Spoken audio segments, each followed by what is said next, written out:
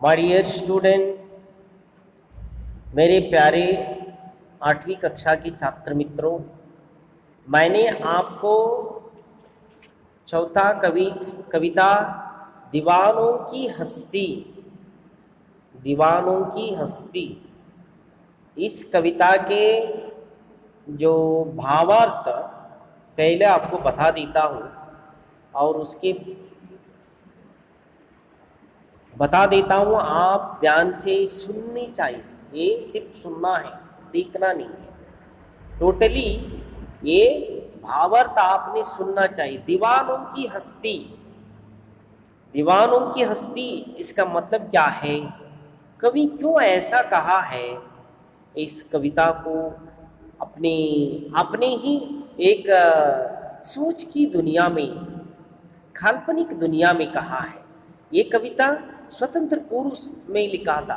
ये कविता स्वतंत्र पूर्व में लिखा था, मतलब 1947 1947 के पहले लिखा था, क्योंकि उस टाइम अंग्रेजी लोगों ने भारत में शासन करता था। उनके खिलाफ लड़ाई लड़ने के लिए भारत के अनेक स्वतंत्र सेनानियों ने काम किया था।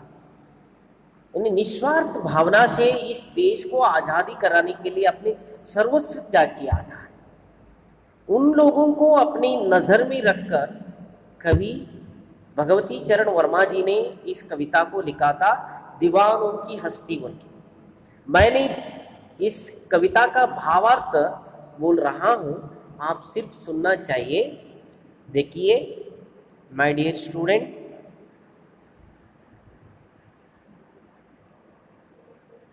इस पाठ का सारांश मैं बता रहा हूँ। इस कविता में दीवानों अथवा दीवाने, इसका मतलब क्या है। दीवाने अर्थात इसका मतलब जीने वाले, अपने जीवन को सार्थकपूर्ण से जीने वाले, बल्कि अपने जीवन को सार्थक पूर्णता से जीने वाले उन वीरों की मनोदशा का वर्णन है। उन वीरों की मनोदशा, स्वार्थ रहित अपना सर्वस्व इस देश के लिए, इस देश के आज़ादी के लिए लड़ने के लिए जो तैयार थे, उन लोगों के बारे में, उन लोगों के मनोदशा के बारे में क्या क्या है वर्णन किया है। जो मातृभूमि को स्वतंत्र कराने के लिए अपनी जान हथेली पर लिए फिरते थे, वह यह कविता देश की आज़ादी, यह कविता क्या है, देश की आज़ादी मिलने के पहले लिखी गई है। ये कविता कब लिखी गई थे, भारत देश को आज़ादी मिलने के पहले लिखी गई है। समझ में आए ना। देखो कवि क्या कह रहा है। दीवानों की हस्ती नामक इस कविता में दीवानों की मनोदशा, यहाँ तुम दीवानों बोले तो किसको, कौन बोल के समझना चाहिए, फ्रीडम फाइटर बोल के समझना चाहिए, स्वतंत्र सेनानी बोल के समझना। दीवानों की मनोदशा और क्रियाकलापों का वर्णन है। ये दीवाने वे वीर हैं जो देश को आज़ाद कराने के लिए अपना सर्वस्व समर्पित कर देने की भावना रखते हैं। उनकी भावना में देश प्रेम तथा देशभक्ति कुट कर भरी है। आज़ादी के उन दीवानों को देश की महानता सर्वोपरि लगती है। देश को स्वतंत्र कराने की चाहत में वे अंग्रेजी सरकार से यहाँ बचते फिरते थे। कौन? भारत को आजादी करने के लिए, अंग्रेजी लोगों से बचने के लिए यहां वहां बचते फिरते थे। वे बेफिक्र, टेंशन लेस, बेफिक्र, फिक्र बोले तो क्या है? टेंशन।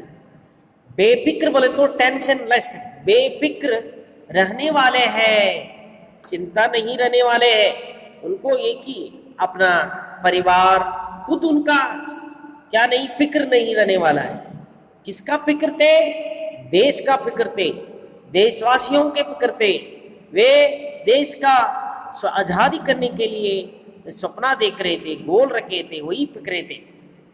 बेफिक्र वाले, फिक्र रहने वाले हैं। उनकी टोली पर, टोली मतलब ग्रुप, उनकी टोली पर अंग्रेजी सरकार के डर का कोई असर नहीं होता। वे मस्त प्रकृति के लोग,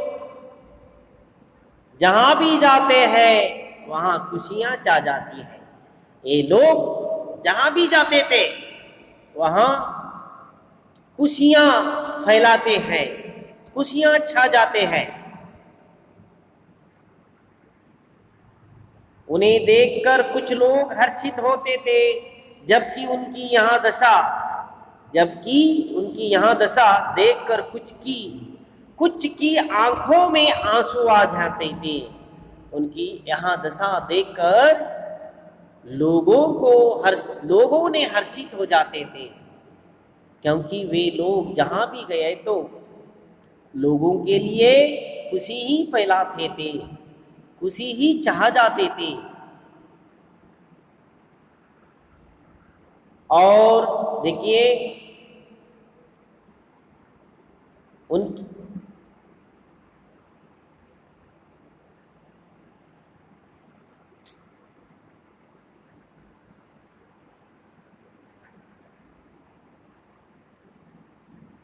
उनकी टोली पर अंग्रेजी सरकार के डर का कोई असर नहीं। वे मस्त प्रकृति के, जहां भी चाहते थे वहां खुशियां छा जाते थे। उन्हें देखकर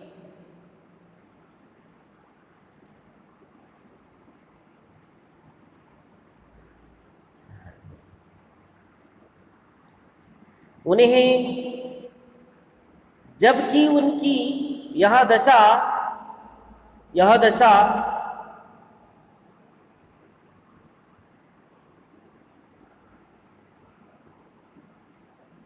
देखकर कुछ की आंखों में आंसू आ जाते हैं। उन्हें जल्दी वापस जाता देखकर लोगों ने उनसे पूछना चाहा कि तुम भी अभी तो आए हो और अभी किधर जा रहे हो?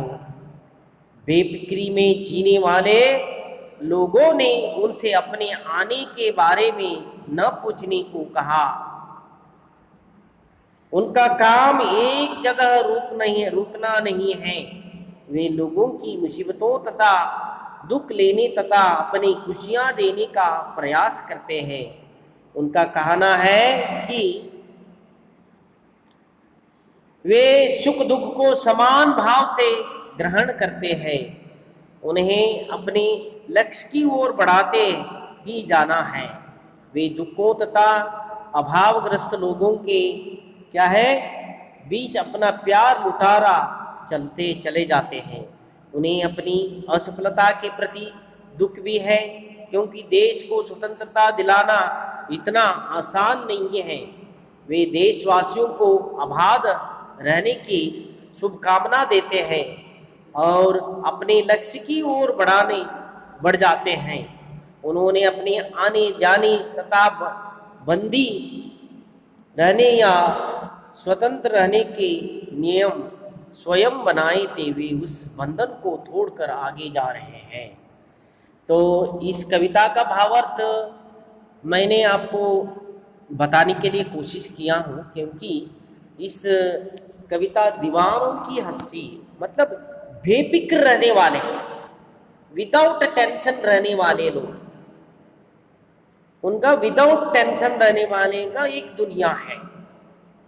जो विदाउट कुछ भी टेंशन किसको नहीं रहता है, जो फिक्र नहीं रहता है, वे लोग कहीं भी गया तो हमेशा से हमेशा खुशी में रहते हैं। वे क्या आलसीन कोटे में रहने दो या रास्ते में रहने दो, कहीं भी रहने, एक कुटीर में रहने दो, वे कहीं भी रहे तो खुशी में रहते हैं और साथ में दूसरों को अपना खुशियां बांटते हैं। यही इसका कविता का भावार्थ है। प्यारे बच्चों, मैं अगला वीडियो में इस पाठ कविता के भावार्थ बता देता हूँ।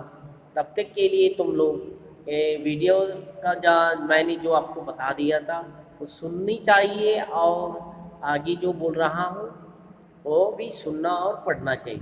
Thank you.